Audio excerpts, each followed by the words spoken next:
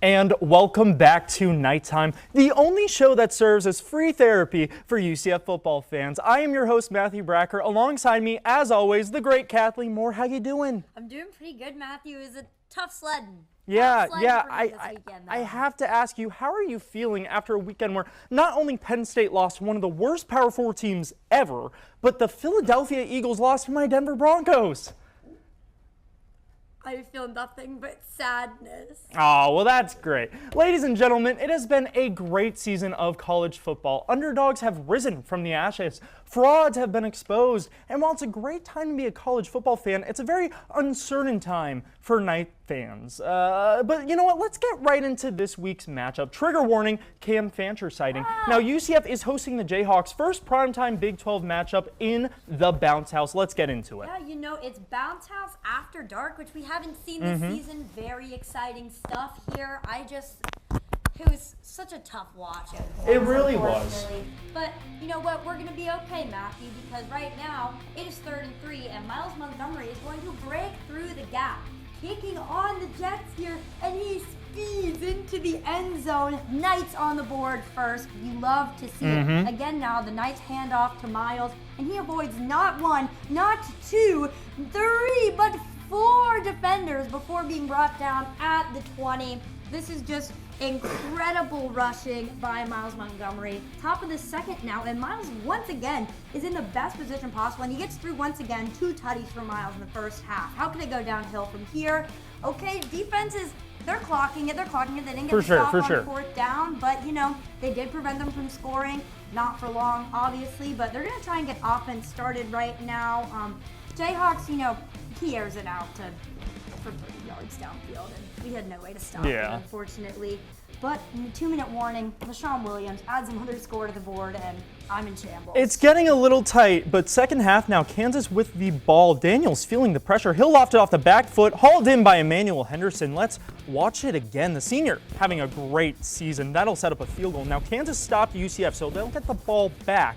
And Daniels, he has time now right down the middle to Cam Pickett. That'll set up another field goal. The game is tied. Now, 3rd down, Taven Jackson, he gets drilled, but the ball is out. Disaster! The Jayhawks are going to get the ball at the 2. Kansas scored, and Taven is going to leave this game. See, it's Cam Fancher now in 4th and 2. Fancher, he has time, and it's a strike to DJ Black. It'll set UCF at the goal line. UCF is back in this one, and it's going to be a handoff to Miles Montgomery.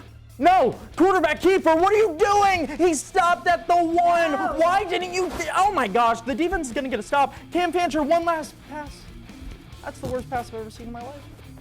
Ball game. UCF loses this one 27-20. Oh my God. What did I just watch? That was genuinely one of the worst passes in clutch time I've ever seen. I'm sure I've seen worse, but the least clutch quarterback in history. It's rough. Every single time Cam Fancher has a chance to show he's that QB1, he just loses it. He just isn't QB1, and yeah, it's tough. But let's talk some more about this game with an ultimate ball knower, Ben Huber. Ben, welcome into the show. How are we doing? Doing great. I mean, I feel like it's been too long since I've been on Nighttime. A bit of a hiatus, but I'm glad to be back. I'm happy you're back, man, for sure. But let's get right into this. What did you see out of this game? I mean, yeah, in the first half, the Knights looked terrific. Miles Montgomery looked like he was possessed by Saquon Barkley. I don't think y'all played the clip, but he had a little hurdle in there on his way to the end zone. That was absolutely electric. I thought this guy was next up. I was like, Miles Montgomery is so back.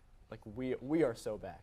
But after that first half, it just seemed like we couldn't really get much going on offense. Put up 17 points in the first, and then only 3 in the second. I mean, Taven Jackson did get hurt, but even before he got hurt, he wasn't really playing all that well. I don't think it's crazy to say that Cam Fancher honestly played a little bit better than Taven Jackson in this game. I mean, as an offense, when Taven Jackson was on the field, obviously we did look better, but from a pure passing standpoint, Cam Fancher didn't look horrible. It's just tough to say because there was so much run game in the first half. Yeah. So, like, I don't know if I can fully get behind the notion that Cam Fancher looked better than Taven Jackson in that game just simply because Miles Montgomery had such an electric first half. Yeah, it's interesting because, I mean, we saw so much running in that first half, and then we just completely left it. They just made more, adjustments than us, I feel like. And, I don't like Cam Fancher, so I'm just going to say he did worse. But Ben, I definitely see your point. Now, Kansas's goal line stand, do you think that was a testament to their, great defense, or was it just bad play calling to do a quarterback keeper with Cam Fancher there? I mean, it was a little bit of both. I mean, Cam Fancher, I think he got in on that last play. I watched the clip back plenty of times. I think he actually did get in. We couldn't see because of that dang security guard was in the way. But, it is what it is. But I think it's bad play calling, too. You can't run the ball 4 times in a row and expect to get in. I mean, you got to be more creative than that. We can't go back and devolve to the ways of Gus Malzahn. We can't do this again. We can't do it. No, it's a new era. The Gus days are over. Get us away from there. What really confuses me is it's like the freaking Marshawn Lynch Seattle Seahawks Super Bowl all over again. You have Miles Montgomery who's having an electric game in the backfield, and you're not going to give it to him, and you're going to let your trash QB do a quarterback keeper with the game on the line? Yeah, it's brutal. It's brutal. And even Nixon, I mean, he only had 6 carries on the game. You want to see them feed the 2 backs. But what do you think needs to change for the rest of the season for UCF? Yeah, I mean, I think the play calling does have to improve. I like the way our defense looked. I think there's a lot to take away from that. We played well, I guess, kind of against Jalen Daniels. He had a few splash plays, and I think that's kind of expected with him.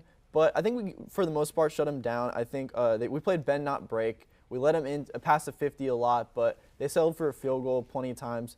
So I think there's a lot to take away from that. The offense, though, looked pretty poor. I think we just need to be less predictable. Like I said, we can't just do this thing that we did with Gus Malzahn, just running the ball 3 times in a row, and then when it's 3rd and 11, we're going to pass. Like, yeah, everyone knows we're going to pass. And when you have Cam Fancher or you have Taven Jackson, they're not good enough to make those plays all the time on 3rd and 11. We don't have Patrick Mahomes back there. We can't rely on them to make a play on 3rd and long every time.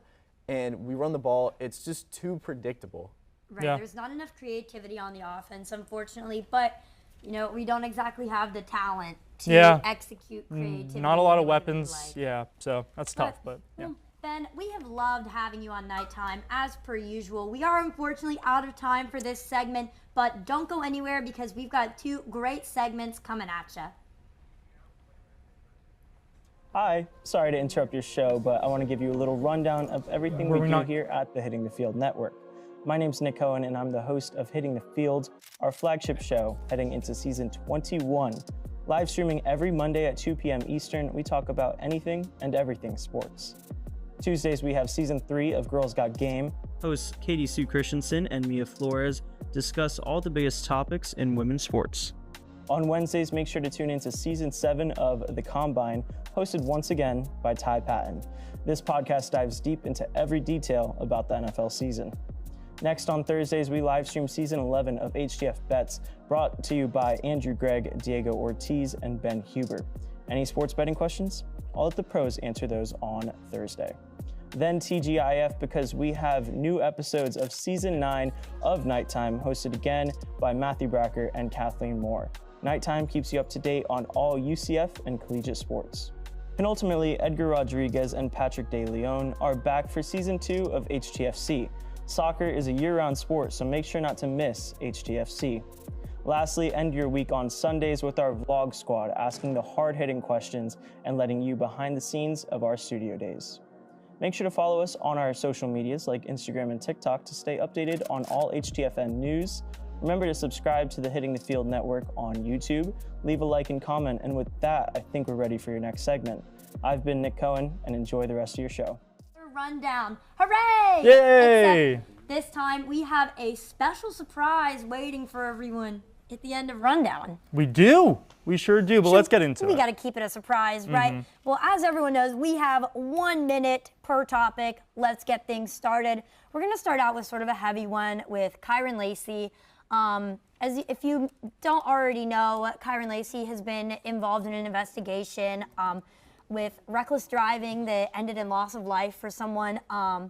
And there has been new evidence that has arose that Kyron Lacey is completely innocent of what he's been accused of, but unfortunately this did not happen before he took his own life, which is just a tragic set of circumstances. it's always really hard to see that sort of thing happen. Kyron Lacey had a lot of promise, not only in his personal life, but on the football field as well. Every time that last year that we would speak on Kyron Lacey in a VO, he would always be a playmaker. He was always doing great things, and he would have been an incredible asset to the NFL. So we just want to acknowledge that new evidence has arose that Kyron Lacey had nothing to do with this incident. Right, Matthew? Right. It's really tragic. But anyways, we're going to move on and talk about something lighter, because that's what we do here on Nighttime. The Arizona crowd. Arizona played a football game this weekend, obviously, as they do.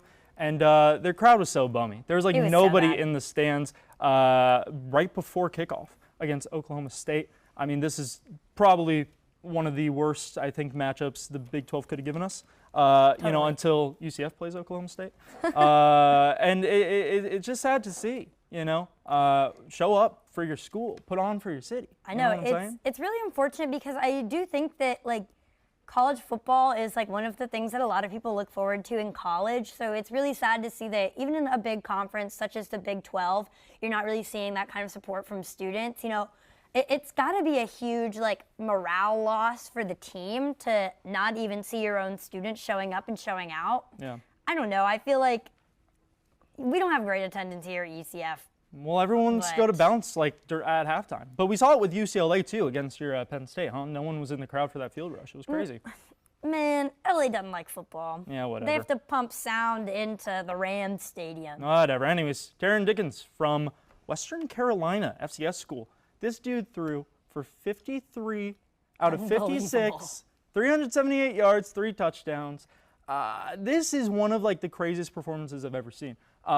Just out of a pure execution, you know, 53 for 56. That's like, that's crazy. That's like when Phillip Rivers threw for like 20 straight completions. I just cannot believe this. Like these statistics are actually ridiculous. It's crazy. And I mean, where, you know, you don't like the yards per completion, I don't think. I mean, 53, 378 yards. It's like, bro, go get like 500. You know what I'm saying? Right, right. That's like the only thing that feels off about this whole thing. But I mean, it's still a good game. I'm not taking that away from him. No, I mean, know. he's making a bunch of 5-yard passes exactly. at the end of the day. But, you know, I mean, I couldn't do it. He's doing better than I can do in a college football game. So I think you could throw a screen pass. Maybe. You can throw a screen pass. I mean, you know, I could probably throw like 15 yards. We'll see. We'll see. Okay. We'll see. I think you could. I believe in you. But anyways, we need to talk about this Oklahoma incident here.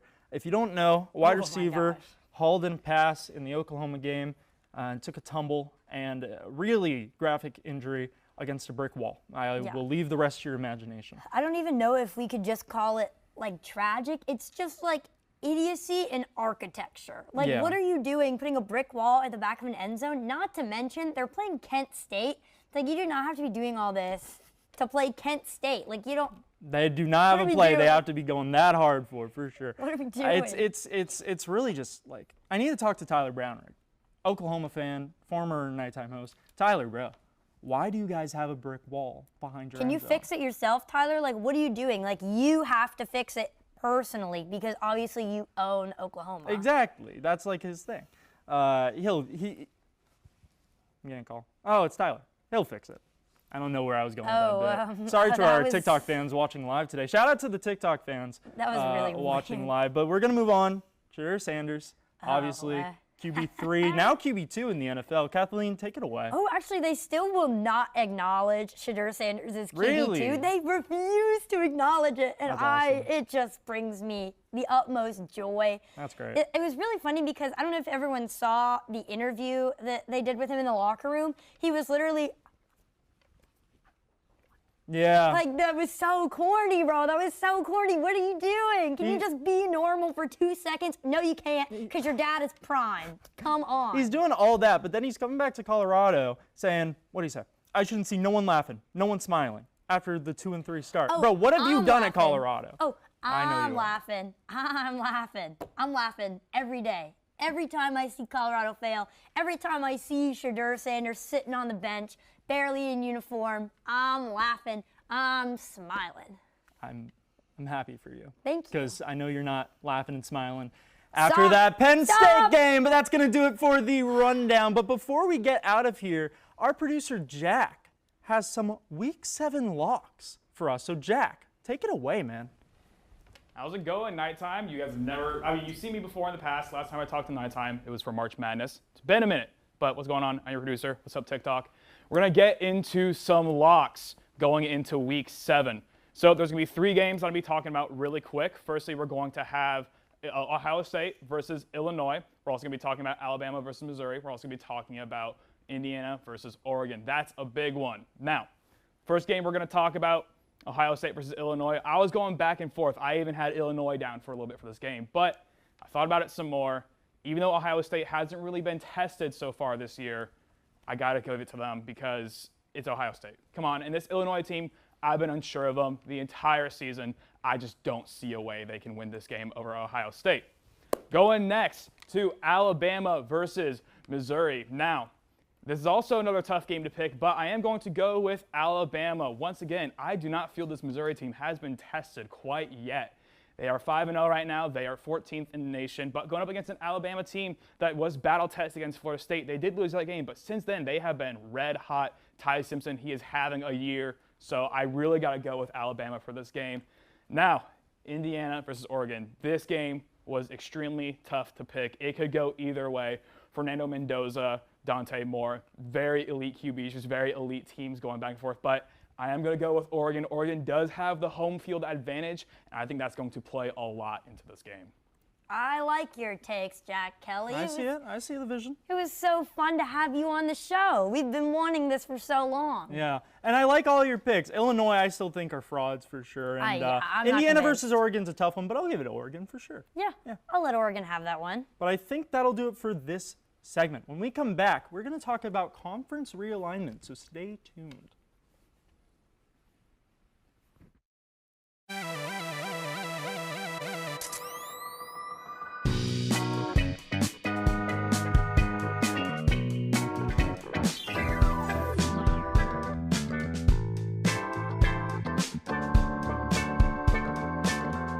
You never got me anything for my birthday.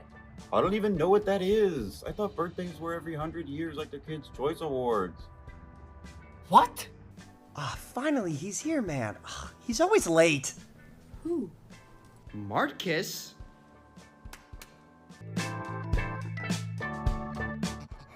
You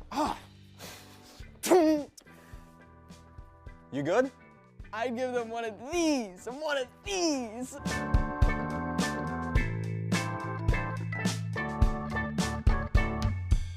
Behind every on-screen moment is a whole team of engineers and technologists. And you can be a part of such a team through SMPTE at UCF. You'll join a team of students just like you who are ready to innovate the future of TV and film. With SMPTE at UCF, you'll be able to connect with local industry pros, learn about new technology in the industry, as well as get backstage experience that really matters. Join SMPTE for a backstage pass to all of this. We meet every last Monday of the month for our general body meetings. There we discuss how new technology is being used to create new media, and we get to highlight local professionals and their specialties.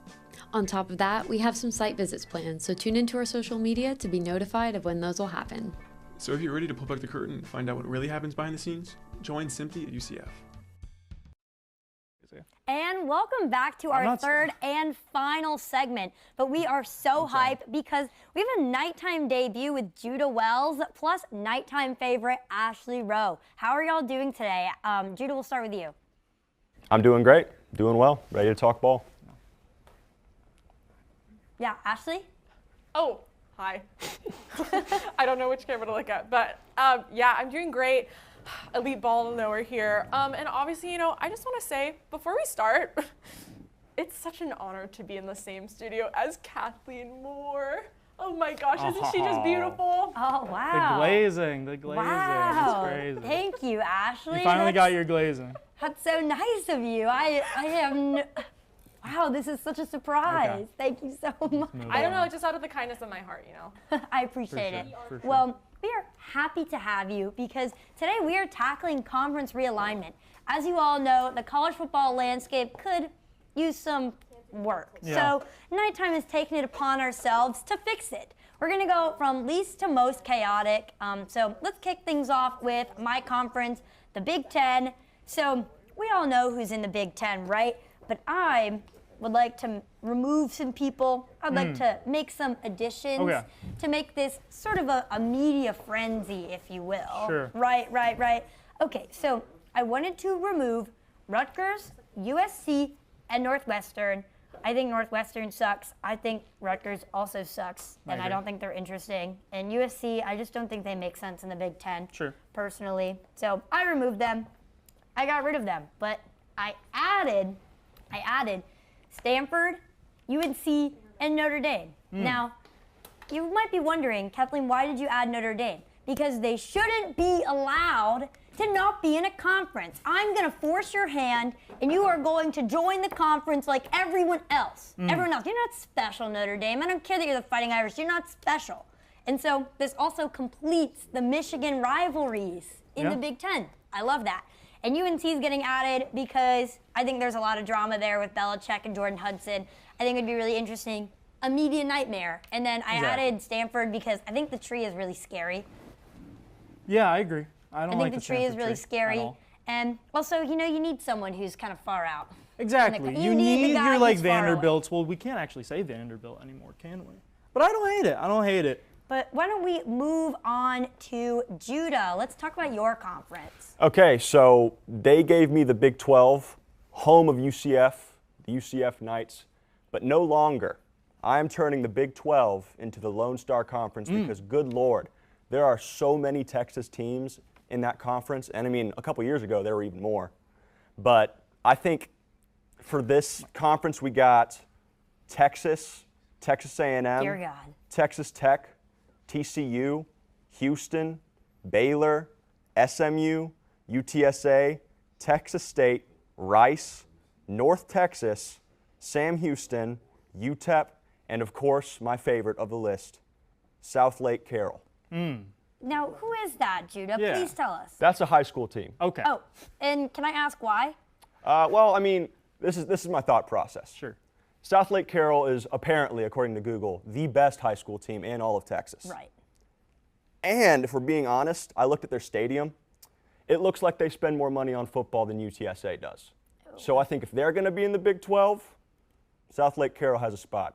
Okay. All right. I like it. I like how central everything is, you know? It's very compact. Yeah, Not for a lot sure. of travel. It definitely looks like a conference you'd see out of like college football 26 for sure. Sure. But I like it. You make them all fight. Whoever escapes is the best Lone in Star Texas. champion. The Lone Star. Oh, Hey! I like that. I like that. That's pretty good. Good work, Judah. Yeah. But let's move on to my conference, the best conference. I had the task of becoming the commissioner of the SEC, and I took over college football. Welcome to the super epic conference. 32 teams, 17 games, 12-team playoff. Oh my God. Where the champion of college football is whoever makes it out of this conference, okay? The top four, Power Four, your Big 10s, your Big 12s, ACC, Pac-12s, the ones under us, they want to be us, okay? The champions of those conferences, they get promoted. The worst four in this conference get relegated down to those. So this is it, okay?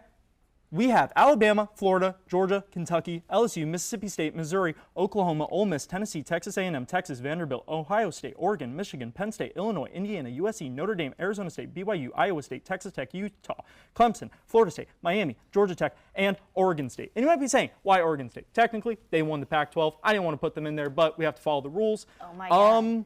Yeah. This is all that college football should be, and this is what college football will be if Paul Feinbaum has anything to say about Matthew, this sounds like a dictatorship That's in what, its beginning. That's what college football is right now. Judah, Ashley, any thoughts on Matthew's dictatorship? I mean, the SEC? I mean, that's probably where football is going to end up, unfortunately. Thank you.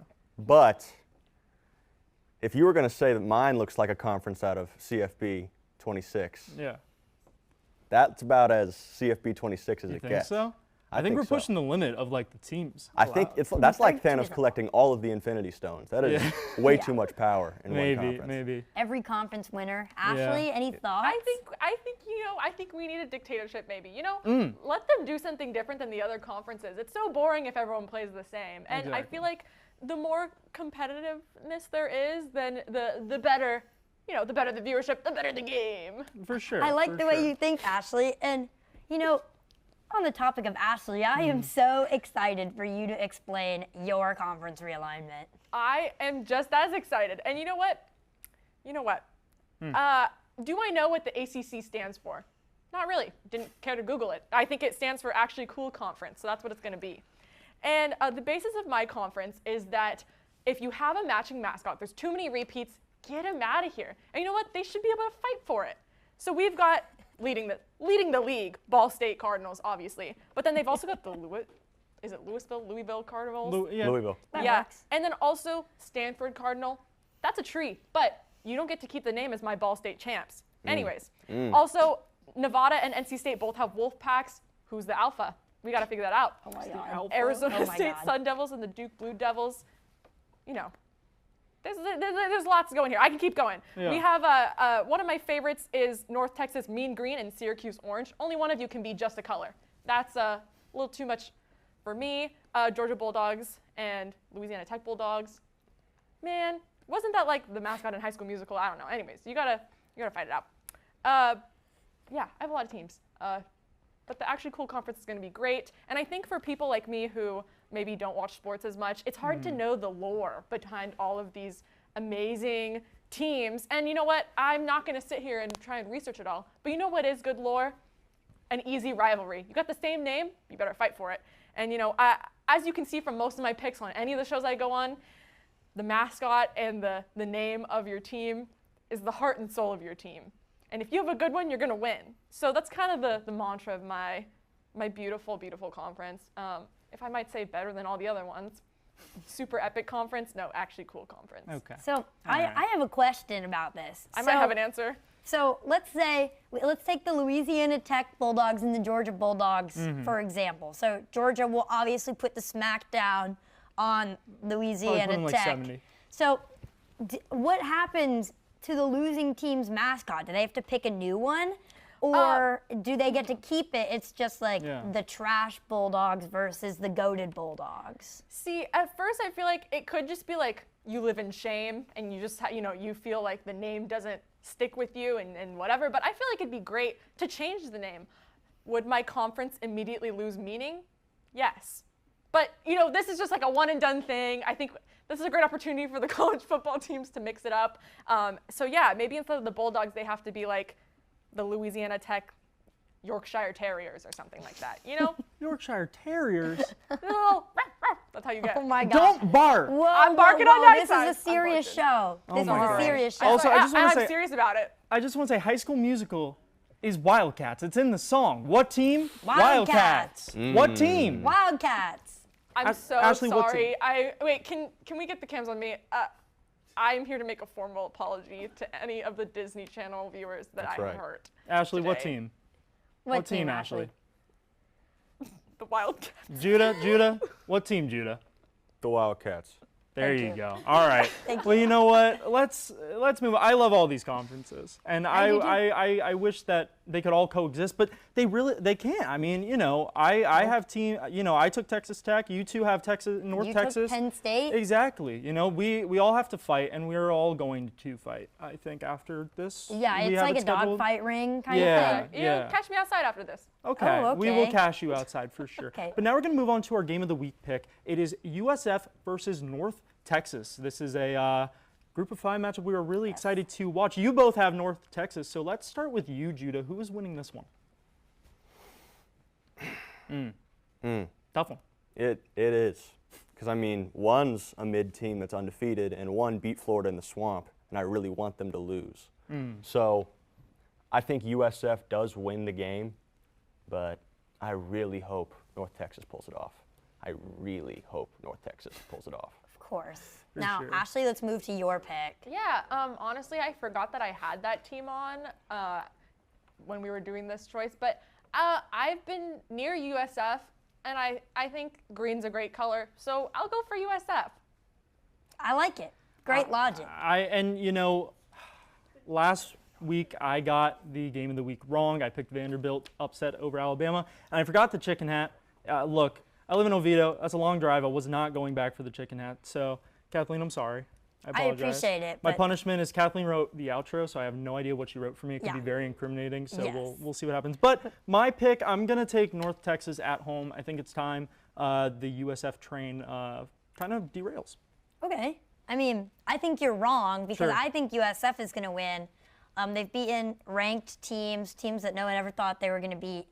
And I have no faith in North Texas whatsoever. So I'm going to go USF on this Well, one. we will see what happens. But thank you guys so much for coming on and talking our conference. That does do it for this episode of Nighttime. Okay, so here we go. Okay, everyone, as my punishment for not bringing the chicken hat, I have to spill all of my secrets, so here goes nothing. Well, to all of our What? Oh, here. Okay. Well, to all of our guests, you have been great as always. Thank you for coming on. I just have a few things to say to everyone. I want to say I'm sorry to Augie. I really won the Farting on Air award, but I was ashamed and covered it up. Now, to my co-host Kathleen. I don't know ball whatsoever. I find all my talking points on ChatGPT. That's true. I want to also confess to the person I was in 2020. I donned a fursuit on the regular, and my persona was a big, beautiful Arctic wolf named 67 Alpha. Well, I should probably not say any more, or I will incriminate myself further and perhaps be removed from the program. Too late. As always, my name is 67 Alpha alongside Kathleen Moore. Have a good one.